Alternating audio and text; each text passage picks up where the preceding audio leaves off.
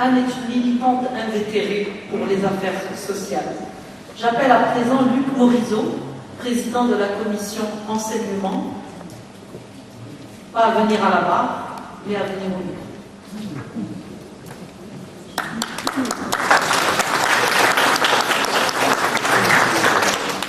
Mesdames et messieurs, bonjour. Donc, depuis ce matin, même déjà depuis hier, on ne pas de parler de l'enseignement. Nous avons dit beaucoup de choses sur le nombre de Français qui sont scolarisés à l'étranger. Pour rappel, il y en a environ 110 000. Et au Maroc, environ 11 000. Vous voyez, le Maroc représente 10% de l'ensemble des enfants français scolarisés à l'étranger. Pour mémoire également, le Maroc représente également 30% d'enfants français scolarisés contre 70% d'enfants nationaux scolarisés. Le même pourcentage qu'au niveau mondial. Donc ce qui nous a intéressé, nous, au niveau de notre commission, c'est davantage de parler pratique, se mettre à la place des parents. J'arrive, j'ai mes enfants ici au Maroc, je veux un enseignement gratuit. Tout à l'heure, Frédéric Elbard nous a dit qu'il y a eu la gratuité pour les élèves de lycée. C'est exact. Le président Sarkozy avait promis en 2007 que la scolarité serait gratuite pour les Français. Et comme nous avons déjà vu ce matin, au fur et à mesure que les années passent, au fil des années, donc, nous augmentons, l'État français augmente sa participation dans la gestion des établissements. C'est-à-dire, aujourd'hui, l'État français donne 130 millions d'euros pour la scolarisation des enfants français à l'étranger, ce qui malheureusement ne représente pas encore une gratuité complète. Il faut savoir, toujours en parlant de chiffres, que la gratuité représenterait environ 450 millions d'euros. Nous arrivons à 130, nous sommes partis de 60 il y a 5 ans, 130 maintenant.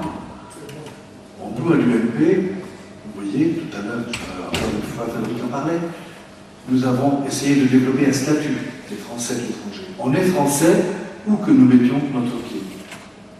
Donc en étant Français ici, nous avons les mêmes droits que les Français en France. Avoir ces mêmes droits, c'est avoir droit à l'éducation gratuite. Même si l'État français met 134 milliards dans l'éducation. Mais en tant que parti, en tant qu'individu, nous avons droit à une éducation française dans le respect de nos traditions françaises. Donc, cette possibilité doit être inscrite dans les statuts des Français de l'étranger. Et c'est pour cela que nous essayons de militer. C'est ce qu'a présenté également Khadija au niveau du Parlement.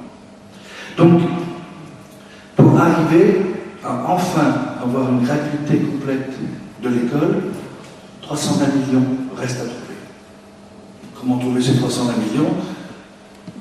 Bon, je vous disais déjà le statut, mais également maintenant trouver l'argent. Trouver l'argent, on a eu des idées. Bon, tout à l'heure, on disait qu'il y a 300 000 étudiants français, étudiants étrangers en France.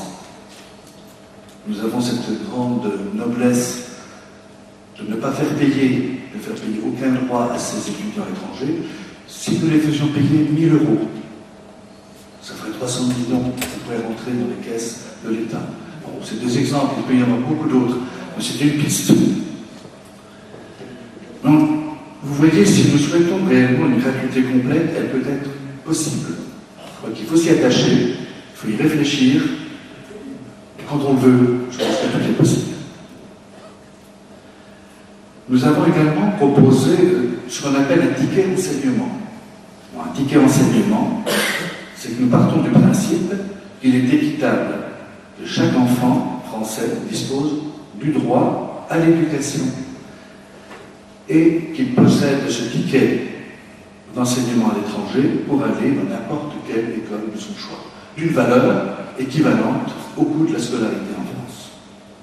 Pour un coût défini, parce que, encore une fois, la scolarité à l'étranger est d'environ 4 300 € en moyenne, et la scolarité en France à un coût de 7 000 € par enfant. Donc, aujourd'hui, il faut que nous militions absolument pour le vote de ce statut ou de cette loi sur les droits des Français de l'étranger, pour nous permettre enfin de se dire que nous sommes français partout, même dans l'éducation, là où nous sommes. Nous avons parlé également de qualité d'enseignement. Une qualité d'enseignement, je dirais, résultat des établissements scolaires, entre 95 et 100% de réussite au bac, c'est le pourcentage habituel des établissements français à l'étranger. On peut dire de mieux. 110%, c'est pas possible. Donc, nous faisons tout ce qui est nécessaire pour que la qualité persiste. Jean-Christophe Debert vous présentait hier le nombre de nouveaux établissements ouverts pour assurer la formation de 40 000 nouveaux élèves par le monde. Ce nombre a été ouvert ces établissements ont été ouverts grâce à la participation financière de privés. Ce sont des établissements privés homologués. Ce ne sont plus des établissements conventionnés ou des établissements dépendants de la BFE. Donc vous voyez, il y a encore beaucoup de propositions, beaucoup d'ouvertures possibles de par le monde, vu l'excellence de notre scolarité. Ici au Maroc, l'admission dans nos écoles françaises, vous le savez, est toujours très importante. On en parlait hier également, 6 000 demandes pour 500 places. Donc, ce sont 6 000 jeunes Marocains qui aimeraient avoir une scolarité française, comme je pense un bon nombre de parents oui. Comment arriver à augmenter ce chiffre? C'est un petit peu difficile. Je pense que nous avons fait de gros efforts au niveau du lycée Massignon, par exemple, au niveau de certaines ouvertures de certaines villes, comme Oujda, comme Tanger. Maintenant, il reste toujours cette demande importante. Et là, c'est vrai aussi que il ne faut pas oublier que nous sommes dans un pays souverain, nous sommes dans un pays qui a le droit de dire maintenant, non, je ne veux plus d'école étrangère sur mon sol.